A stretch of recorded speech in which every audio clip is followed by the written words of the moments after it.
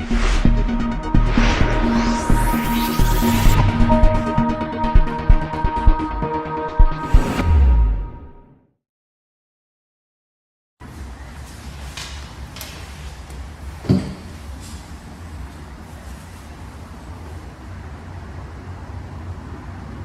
there, I'm Gene Ginsberg and I have Stephen Rosenberg with me today. What's going on, Stephen? A lot, Gene. How are you? Oh, I'm doing well, thanks. And I'm excited to talk to you today because you said you were going to an event in Dallas this weekend, and you also want to talk about Instagram stories. So what's going on? What do you want to talk about? Well, first of all, Earth Day is coming up April 22nd, and I don't know if anybody is well aware of this, but sustainability is in my blood and something that I plan to do in my career to help change the world. I own a company called Green Purpose LLC, and we work with Fortune 500 companies with their zero waste strategies. And so eco-capitalism is a big part of what I represent. And what I want to talk about in terms of marketing success for the audience today is Earth Day there's a massive, it's apparently the largest in the world in Dallas, Texas this weekend. And the organization, the non-for-profit that I work with and volunteer my time for is called cleantx.org. And I do all their marketing and social media. And we're going to be going up to Dallas this weekend. And so one thing that I really plan to execute on and to be able to connect with all these people up in Dallas for this massive event is using Instagram and, more importantly, Instagram stories and the features contained in there. One thing that Instagram recently released, or somewhat recently released, is the tagging features in those stories. And I don't know if you're familiar with Snapchat stories versus Instagram stories. They're very similar, except for the one big difference is that when you tag somebody in an Instagram story, you can actually click on that person's bio. Oh, so cool. If I said @Gene, on Instagram, then I can actually click on that, follow their profile, send them a message, do all these different things. That makes things a lot easier and more user-friendly, definitely. Way more user-friendly for businesses specifically. Snapchat is still really excellent for that, but it makes a lot of sense for businesses if you could actually tag yourself in there or tag somebody else, and then it actually registers and helps you rank higher and all these different algorithm type things to get you more eyeballs. So there's going to be so many different eyeballs at this event, and what I'm trying to think of is how can I really capitalize on that and really hack into this worldwide conference that I've never been to actually. In all the years I've been involved in sustainability, I've not actually had the opportunity to go to an Earth Day event in Dallas. Is it always in Dallas? Or does that move around? This one specific one is always in Dallas. So it's called Earth Day, Texas. Cool, okay. Well, now that you're in Austin, it makes things a lot easier.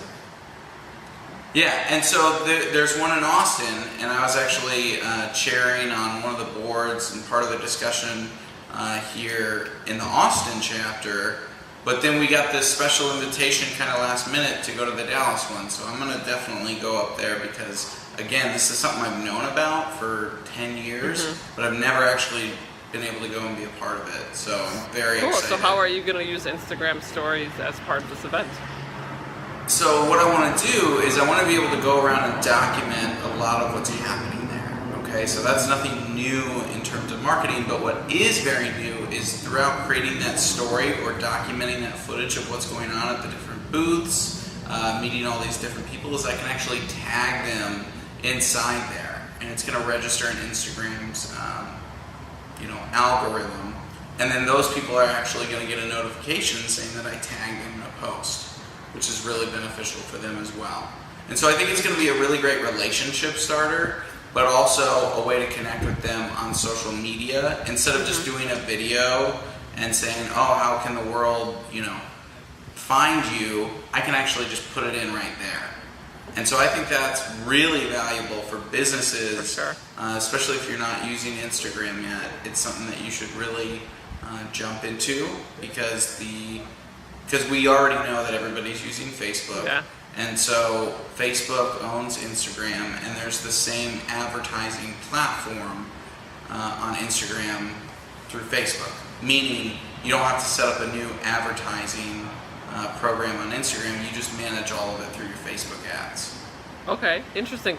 And so, being a Snapchat expert, how do you think this stacks up against like Snapchat versus Instagram?